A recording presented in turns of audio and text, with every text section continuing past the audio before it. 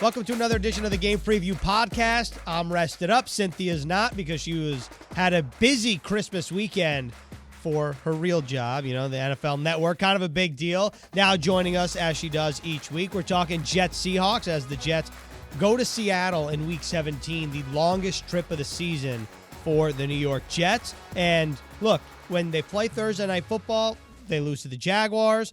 They get 10 days on the back end. Mike White heals up. The ribs acceptable now for contact, so he's back in the lineup. Cynthia, how big of a difference do you think that Mike White in the lineup will make? And let's just start there in the first quarter, because it feels like from when you're looking at a temperature check on Twitter and social media, everyone's like, it's like a craze that Mike White is back. Is that too much expectations on his shoulders? What do you think he's going to bring to the table Sunday?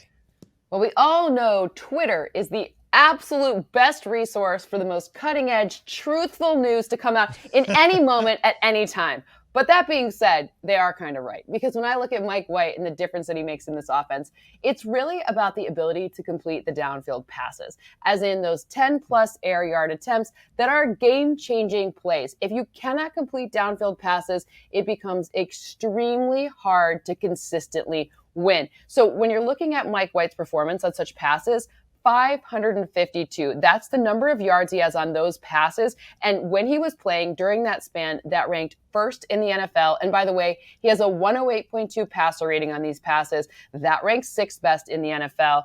And by the way, when you're looking to see the difference between what happens with your guy, Garrett Wilson, when he's getting to have the Mike White passes, that means fantasy gold, because I know this might be championship week for a couple people's fantasy leagues. Yeah, first of all, I know a couple people who are in their fantasy championships. Where do you stand? You're the reigning champ, aren't you? Yeah, I got Is this screwed. a sore subject that I just brought up? No, it's fine. Look, our researcher, Kareen, who is awesome, and she is one of the best human beings on the planet. She won this year, and I'm very happy for her. I'm going to have, to give up my trophy. But other than that, no, I'm actually really, Kareen crushed it. She deserves to win completely. I will, like everyone else, I'll say I was hampered by a series of injuries, but no one cares about your fantasy league. All they care about is their own. So Garrett Wilson fantasy owners, rejoice. Intermediate passes are back. That's where Garrett Wilson has 135 receiving yards over expected. That leads the league this season. And by the way, 102 of them came with Mike White. So we're going to focus on positives here. Garrett Wilson all day. Yeah, Yes.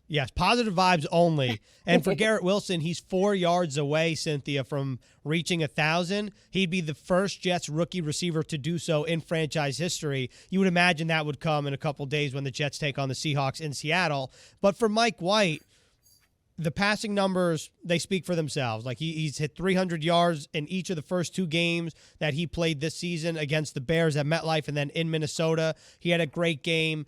Is this kind of a similar matchup, do you think, in terms of defense, going up against the Bears defense, the Vikings defense, and now playing against the Seahawks defense Sunday? Are they all in the same area to you, or do the Seahawks rank better or worse than those two teams I just said?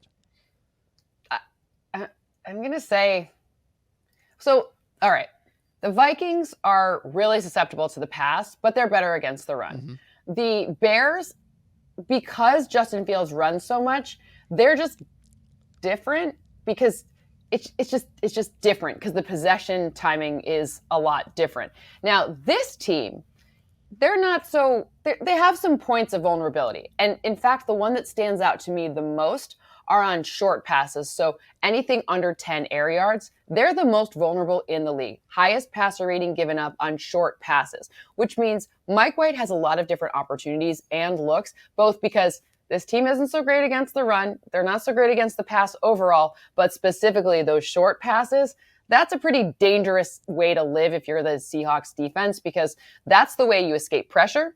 That's the way you use your running backs creatively. Who does that well? Jets. And then you're really looking to see the mixing up of the different looks for all the receivers and your tight ends in this. So it's a dangerous path that the Seahawks have chosen.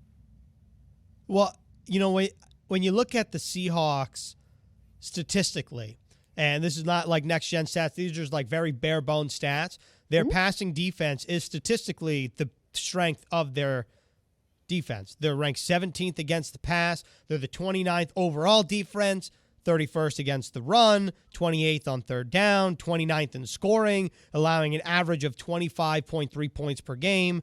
And then takeaways are pretty good. So takeaways is actually the strongest statistic, 21 total, and that's tied for 10th in the league. And we're going to talk about Tariq Woolen, the Seahawks rookie corner, much like Sauce having a very good year for Seattle. Sauce having a great year for the Jets. We're going to talk about the rookie classes. But for Mike White, like, you would imagine that it's a favorable matchup, all things considered, considering the last game that he played was against the Buffalo Bills, right? Yeah, a little bit easier this time around compared to the Bills. but look, the reality is the whole point, the way that the Jets win this game is achieving balance. What we saw, I know last week wasn't Mike White, but what we saw when you can't have that balance with the run game is that things become really, really difficult. Now, Mike White is a really good passer. I'm not taking anything away from him, but in general, the fact that the Seahawks are so generous to opposing rushers means that you shouldn't be in these third and crazy situations. You shouldn't be in second and crazy situations. You should be in nice, manageable downs and distances so that you're keeping the flow of the game in the favor of the Jets. You got to run the air out of the football because we'll talk about Geno Smith in a minute, but he's done really well in those downfield passes too. Harder task this week. But the point is controlling the football makes it harder for the things that the Seahawks do well to actually happen.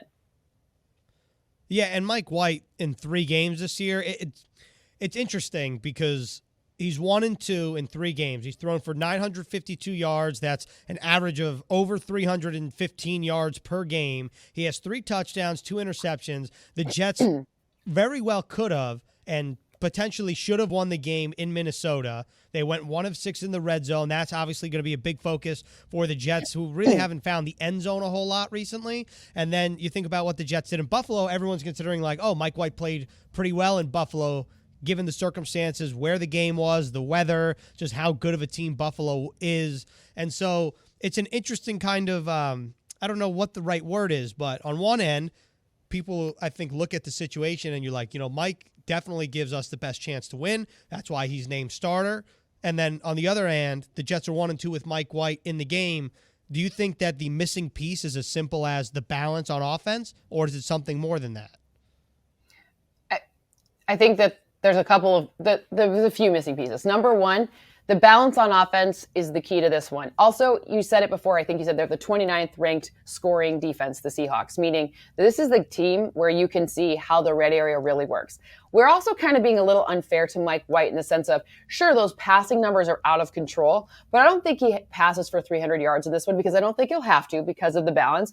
But also, it's only 3 games. That's like preseason, if you think about it, right? So the ability to create a little bit more consistency in the red area, that's what this game will be all about. Because again, I know he started last year, but totally different season, totally different opportunity, totally different pass catcher. So when you're looking at the opportunity, it's really, now we're starting to see what can really happen. Because sure, those passing numbers are fun. They're very cool. Fantasy managers are really happy about them. But in real life, the reality is he'll be getting better and better and better the more chemistry and the more opportunities. Just like you and I take reps together, I say it all the time, we get better every single podcast because we kind of can anticipate where the other one's going. Same thing with Mike White and this ability to connect with his pass catchers and also diagnose the defense.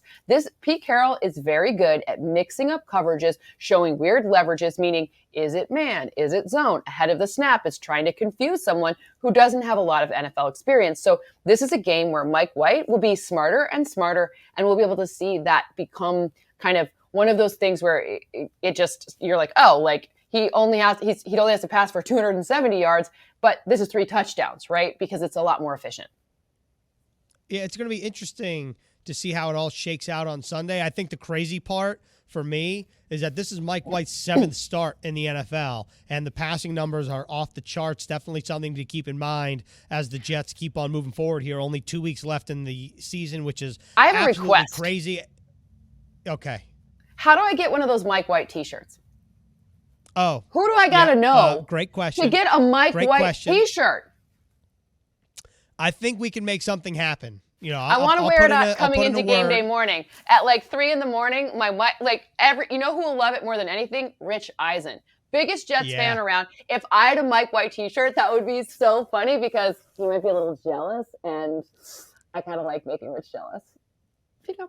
Okay. I'll play some calls. You know, I'll write some letters if I have to. We'll make it happen. Mike White, it's Cynthia. May I please have a t-shirt? Thank you. Boom, there it is. Signed, sealed, delivered, right in from wherever they ship, wherever they manufacture, boom, right to Cynthia Frelund in Perfect. Newport Beach? Hermosa Beach. I always get that mixed up. Newport would be a heck of a commute to Inglewood. It would be really hard to commute. Newport would be like, I mean, it's like it'd probably be like an hour and a half commute. I understand that doesn't seem like a lot, but Hermosa Beach. That'd be an hour and a half, like no traffic, which could be like 7 hours with traffic. Yeah, that's not it. Okay, no. Hermosa Beach. Mm-hmm. I'll never forget it after that.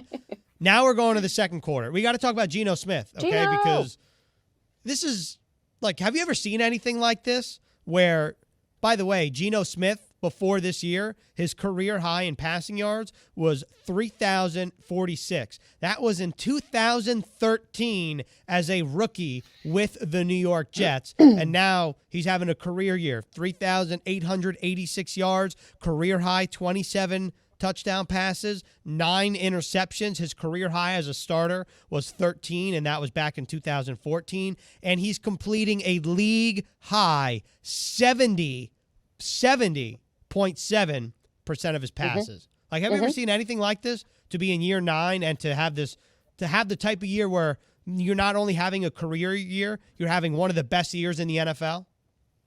I mean, I love it. I don't know if I've seen it before. I feel like it's a great comeback story.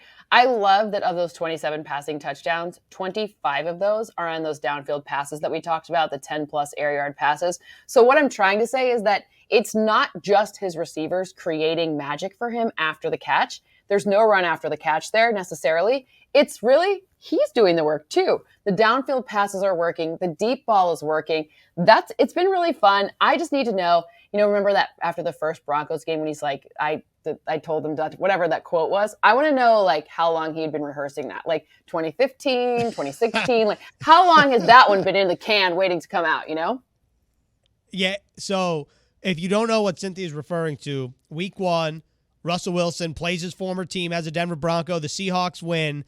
And I think it was Lisa Salters of ESPN. I think it was an ESPN game. And I think it was Monday night. And she goes, what do you say to the people that have written you off? And Geno Smith says, well, I didn't write back. That line went viral because, one, it's a fantastic line.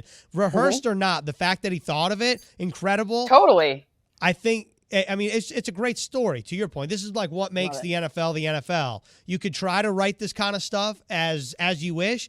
And going into the year, I think the thought around Seattle was like, this is a team in a rebuild. They'll have a mediocre year. They will have a potentially top 5 pick, which they do because of the Denver Broncos, because they have the Denver Broncos pick, which is a top 5 pick. And the Seahawks are definitely not in the top 5. This Jets and the Seahawks both 7-8 as we enter week 17, both fighting for a chance at the playoffs. So I think that's really going to be an interesting the whole thing's really cool, right? But for the Jets on Sunday, going up against Geno Smith, he has good weapons. DK Metcalf, Tyler Lockett, we'll see if he plays. Noah Fant, very talented. What's the way to slow him down in terms of Geno and the rest of that offense? Well, I think that so first of all, when I was up there for training camp, remember they traded for Drew Lock and Noah Fant. And everyone's like, if they're not starting Drew Lock, are they even doing it right? Like, that's what the buzz was. Can you imagine? Like this is August. People are like, it can't be Geno. No way it's Geno. Blah, blah, blah, blah, blah. But I think that the one person we didn't mention when it comes to Geno is they need to be able to figure out the Kenneth Walker puzzle. This rookie has been absolutely great. Pete Carroll, obviously, Shane Waldron, actually, their offensive coordinator, has dialed up so many of the right things for this running back from Michigan State. I don't know. I had to add that in there because, another green school. Yeah, of course. My hometown. But ultimately, Kenneth Walker has been really, really special. And his ability to gain yards after contact, outside the tackles, all of the areas that are really, really helpful for them. They've schemed really good ways to get him going, to keep Geno Smith in these manageable downs and distances situations so that on like 2nd and 2, they can take that deep shot that ends up working out for them, right? If it's 2nd and 2, you think, run, buddy. This is Pete Carroll. All the man knows how to do is run the football. And then they throw the ball instead. So, it's understanding that Pete has deviated from some of his play calling ways now that he doesn't have Russell Wilson. And now you're seeing, the rookie is doing a really good job of helping them, but also they're mixing up the looks a little bit differently than they used to. The Seahawks not running in short distances? Where have we seen that movie before? I don't know. I think Robert Saleh might have been in Seattle at that time. This does mean a lot for Robert Saleh, though, because he did coach under Pete Carroll, and he today and other times in the past has said, like, look, Pete Carroll and my time in Seattle means a lot to me. Actually, if we're going to bring this full circle, Robert Saleh's tenure in Seattle ended with a Super Bowl ring at MetLife Stadium. So that's some freaky foreshadow that happened way back when. But for the Seahawks, Tyler Lockett's been a staple there for a long time, way before DK Metcalf was even walked through the building with or without his shirt on, by the way. And so if I were DK, I wouldn't wear a shirt either, Yep. I totally agree with that. And so, but like Tyler Lockett, Cynthia, like, is he the straw that stirs the drink for that whole offense a little bit in terms of, yes, over time, but this year, right now he's dealing with some injury. Like, if he doesn't play, and we don't know right now as we record if he will, like, how big of a loss is that for Seattle? So it's a pretty significant loss for two reasons. Number one, Tyler Lockett is one of those receivers who, we talk about like route running precision, like being where your quarterback expects you on specific routes at specific times, right?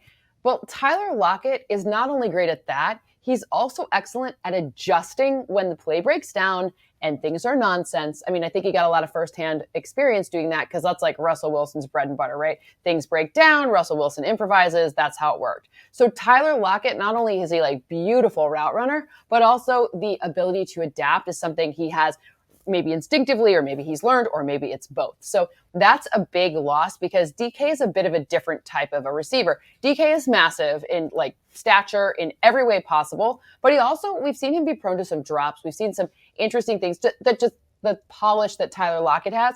DK just doesn't have as much of the, I'm taking nothing away from DK. He's an excellent receiver, but he doesn't have the same level of polish as the Tyler Lockett, who maybe is one of the more underrated receivers in the entire league because we don't ever talk about him amongst the ranks of like Devontae Adams or anyone like that, right? So, that's a really huge loss. However, in this game, in this matchup, it's going to be tough even if they have their full complement of receivers. Perhaps Noah Fant should be the one that's like, if you're like looking in fantasy, like, got to stop Noah Fant. That's like kind of, I don't know, like that one seems more, I don't know, likely if they're all playing. But when I'm looking at, 5.2 and 5.6, that's the respective yards per attempt allowed by both DJ Reed, he's first, 5.2.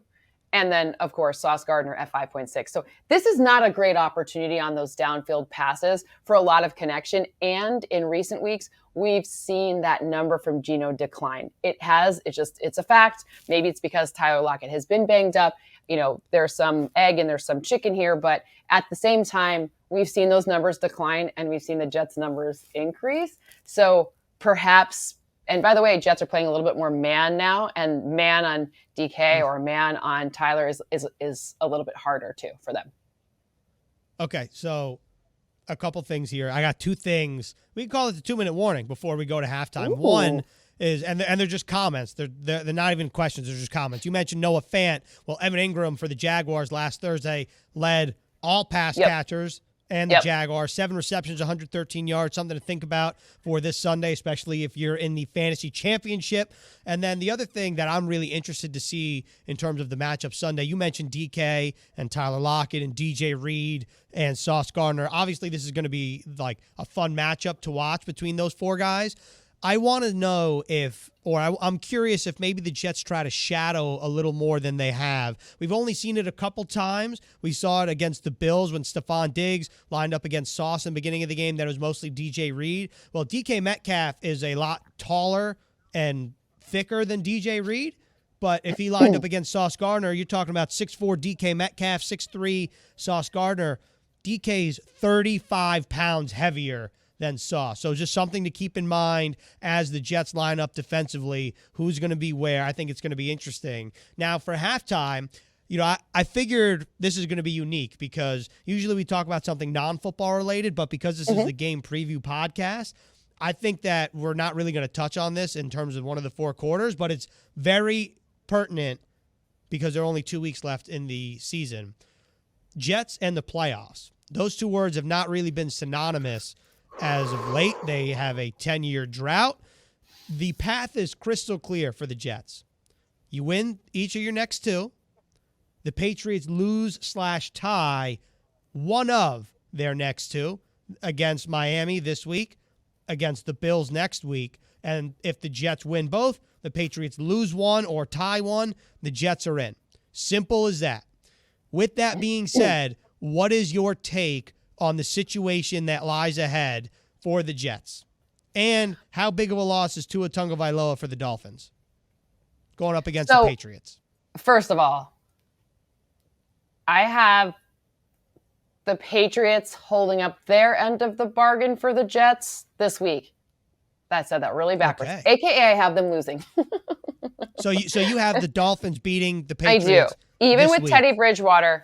Teddy Bridgewater is a good quarterback. Let's just put it that way, number one. And number two, I'm very worried about Teddy Bridgewater, just on a human element. Like, I hope he's okay. Like, that's really scary. You mean Tua. You said Teddy, I think. Oh, sorry. I hope Tua is okay. Yes, very scary. We hope Teddy's okay, too, but I hope everyone's Tua, okay, but Tua specifically, like for his whole life, Yes. There are things that are more important, please get better. Please get better. That being said, they have had a full week to figure out how to game plan for this specific matchup.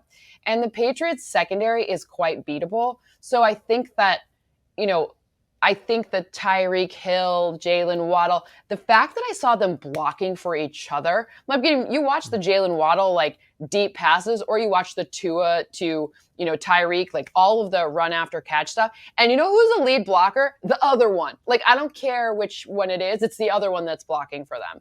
So I think that the Dolphins, and especially because we've also seen some nonsensical things getting away from the run game. And now Teron Armstead should be back. Left tackle is important, AKA. But at the end of the day, they'll get back to more of a running attempt as well. So to me, I think that the Dolphins, even kind of inexplicably, they take care of business in this one. So they help the Jets out. I have the Jets. Oh my God. I don't want to, I have the Jets doing their part to stay playoff eligible as well. So okay. Nothing's 100%, everyone gets mad at me. Because they're like, 56%. Blah, blah, blah, blah, blah. That's a lot, folks. That's not a small number. I understand some other models, ESPN has an awesome model. A lot of people have great models. Their models have huge fluctuations. My model, I don't have any time where a team, maybe once where a team is 99% chance to win and then the other team wins. Because that's just not how it works over 20 seasons, right? So it's rare. These big fluctuations, they don't happen with the way that I model. So 56 is a lot, 56%. So okay, I'm glad you said that. First of all, I feel that way. Just as a side note, I feel that way when people rate food.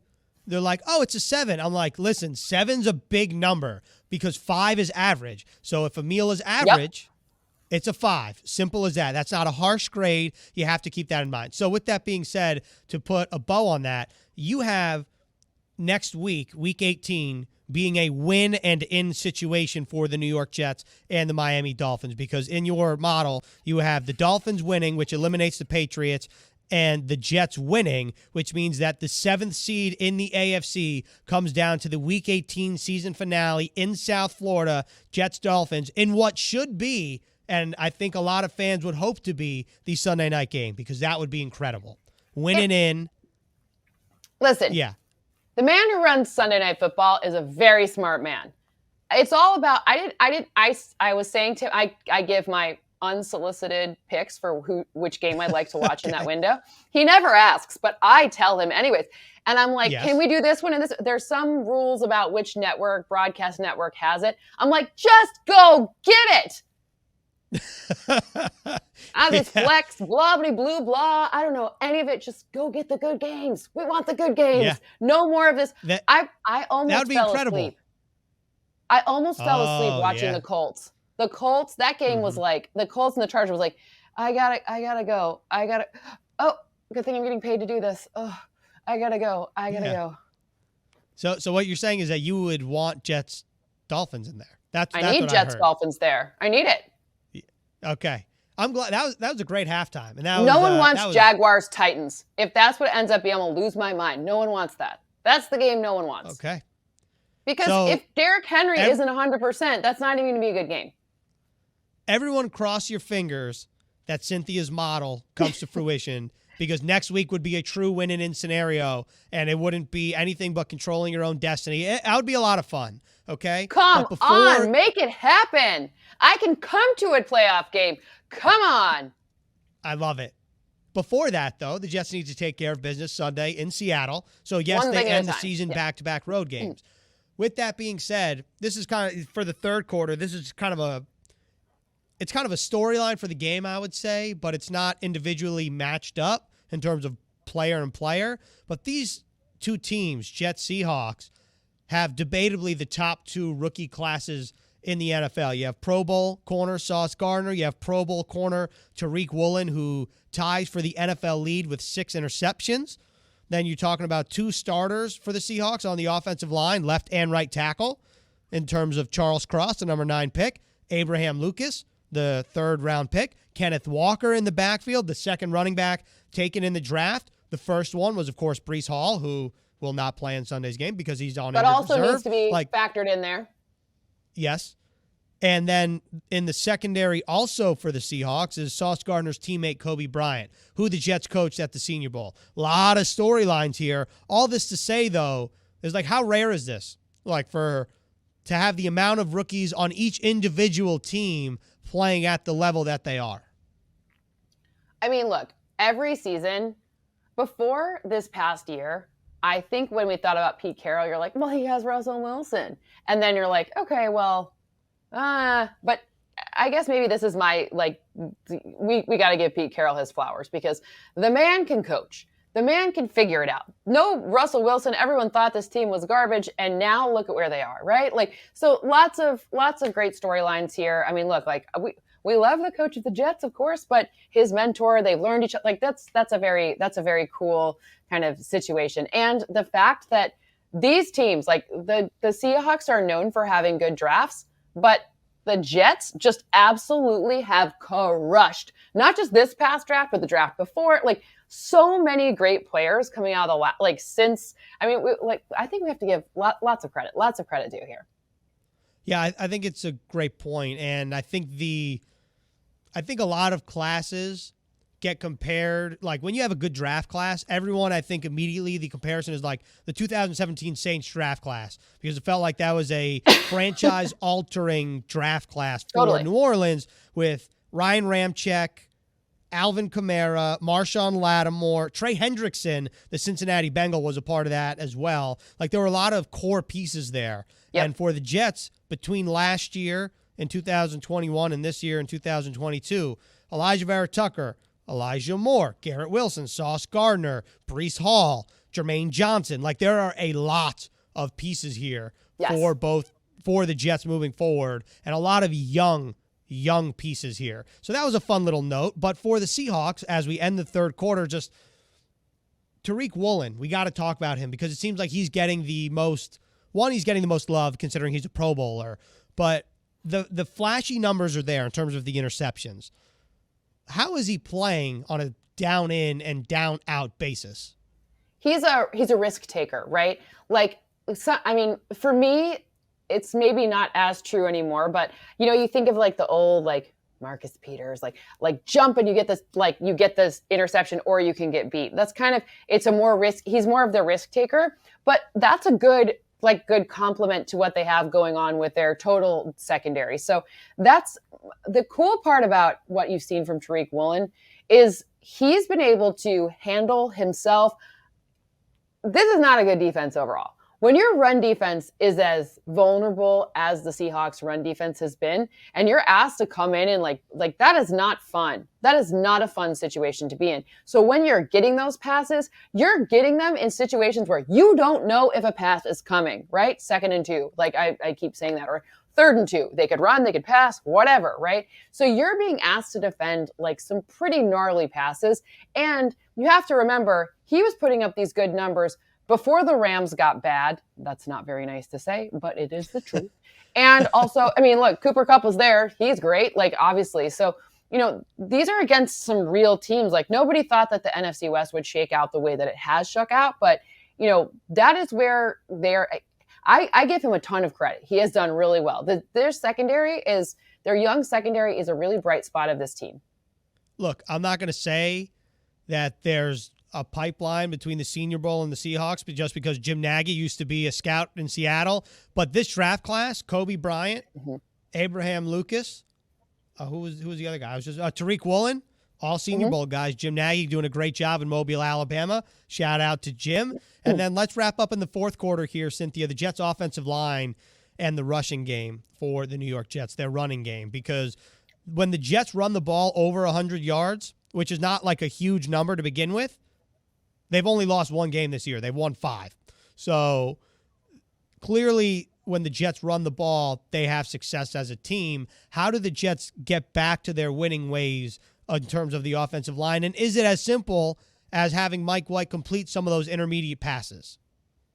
So Mike White with short passes, because, by the way, last week in the beginning of the game, before things got out of hand, you saw Patrick Mahomes target pass catchers out of his backfield, because some of them weren't even just running backs, but they were pass catchers out of the backfield, and be super successful from them. So that's an interesting note. But I think, like, if Zonovan Knight doesn't have a touchdown in this game, I'll lose my mind, because this is the perfect opportunity for what he does really, really well. If I'm a fantasy manager, I am all shares in. I am not worried. Do not even, like, no hesitation there for me in that one at all.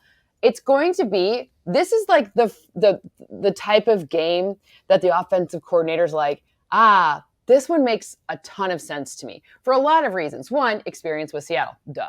Number 2, this is a run opportunity where creative run plays and short passes, let's make that the bread and butter. And then we can get Mike White slanging it when it's the opportunity to have that nice deep pass that they're looking for. This one feels like it is the right chess piece for what this team does really well, as opposed to, you know, other defenses, the matchup isn't as great. This is the game where the run makes total sense. Look, I've loved a lot about this podcast. Nothing more than you just saying Mike White slanging it. Did you think I was just going to let that slip? That was incredible. I don't know if we can come back from that. I will say, though, in terms of the Jets running the ball, the Seahawks, each of their last 3 home games have allowed an average of 150 yards per game on the ground. That bodes well for Zonovan Bam Knight, bodes well for Michael Carter, the Jets' offensive line. Dwayne Brown, George Fant, 2 former Seattle Seahawks going back to Seattle. There's a lot of first time in Brown's career. Yeah. I You like it. That? That'll be the first time in Brown's career going back. BJ Reed revenge, Geno Smith revenge. There's a lot of like potential revenge narratives. I wonder which revenge play. We need to pick a list of like this one revenge versus this one revenge and see which one. I don't know which one there's more of. I think that the DJ Reed, Dwayne Brown dynamic is probably a little more top of mind because this is the first time that they're playing their former teams. Now, Geno Smith has been in the league 9 years, however, not as a starter for all 9, so this is probably his first crack at going against the Jets as a starter. Yeah, he came in in relief after Russell Wilson threw a bunch of touchdown passes. Like, that doesn't count. I think the DJ Reed one's funny because he's gonna be like, hey, it's like his revenge body, because he's like so good this year, right? Like, he's like Khloe Kardashian coming in and being like, hey, see me now? Just put me on the outside. That's where I play best. Wow, we got a Kardashian reference on the pod. This is fantastic. This is incredible. We've lost it. We've officially gone crazy. Okay, well, on that note, I'm going to wait to ask you your New Year's resolution for Week 18 because that's what we're going to do. Maybe even after that. Who knows? But Happy New Year, Cynthia. Thank you again for the podcast. That was the Game Preview Podcast. Week 17, Jets-Seahawks in Seattle. I hope you have a wonderful New Year's, and we'll talk to you next week, hopefully after your model comes to fruition. Let's go. And maybe next week we'll get a surprise appearance from the little fuzzy one over there, because right before I turned the lights on, he was in here with his cute little face, and then I turned the lights on and all bets went. Okay, next week we're seeing Gordy. And if you're listening, maybe you'll hear a bark. And that's how we wrap it up. He talks.